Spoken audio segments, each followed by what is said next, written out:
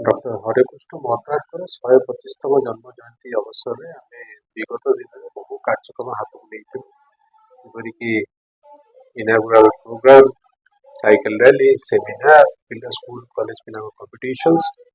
ତେଣୁ ଏହି କାର୍ଯ୍ୟକ୍ରମକୁ ସମାପନ ଆଜି ଉତ୍ସବ ତାର ଏବଂ ଏହି ସମାପନ ଉତ୍ସବରେ ଆମ ଉଦ୍ଦେଶ୍ୟ ଥିଲା ଯେ ଏହି ଅବସରରେ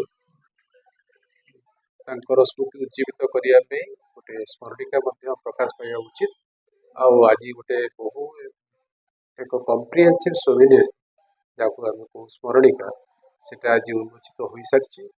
ଆଉ ଏହି ଉଦ୍ଯାପନୀ ଉତ୍ସବରେ କିଛି ବିଶିଷ୍ଟ ବ୍ୟକ୍ତି ସେମାନେ ମଧ୍ୟ ସମ୍ବର୍ଦ୍ଧିତ ହୋଇଛନ୍ତି ଏବଂ ମଞ୍ଚାସୀନ ଅତିଥିମାନେ ଯେଉଁମାନେ ଅଛନ୍ତି ସେମାନେ ତାଙ୍କର ସ୍ମୃତି ସାଉଁଟିବେ ଏବଂ ଡକ୍ଟର ହରେକୃଷ୍ଣ ମହତାବଙ୍କର ସ୍ମୃତି ଉଜ୍ଜୀବିତ କରିବା ପାଇଁ ଆଉ କ'ଣ କ'ଣ କାର୍ଯ୍ୟକ୍ରମ ହାତକୁ ନିଆହବ ସେ ବିଷୟରେ ଆଲୋଚନା କରିବେ। ସାର୍ ଆମେ ଦେଖୁଛୁ ବିଜୁ ପଟ୍ଟନାୟକ ଦେଖନ୍ତୁ, ଯେଉଁମାନେ ଉଚ୍ଚ ପଦବୀରେ ଅଛନ୍ତି ଦାୟିତ୍ୱବାନ ବ୍ୟକ୍ତି, ସେମାନଙ୍କର ଏହା ଦାୟିତ୍ୱ ନିଶ୍ଚୟ।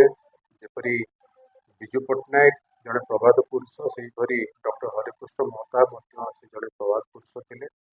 ଆଉ ସ୍ୱାଧୀନତା ପରେ ଓଡ଼ିଶାର ପ୍ରମୁଖ ବିନ୍ଧାଣୀ, ଓଡ଼ିଶାର ପ୍ରଥମ ମୁଖ୍ୟମନ୍ତ୍ରୀ ଏବଂ ଓଡ଼ିଶାରେ ବହୁ ଜନହିତକର କାର୍ଯ୍ୟକ୍ରମ ସେ ହାତକୁ ନେଇଥିଲେ ଏବଂ ଜଣେ ବହୁମୁଖୀ ପ୍ରତିଭାର ସେ ଅଧିକାରୀ ଥିଲେ।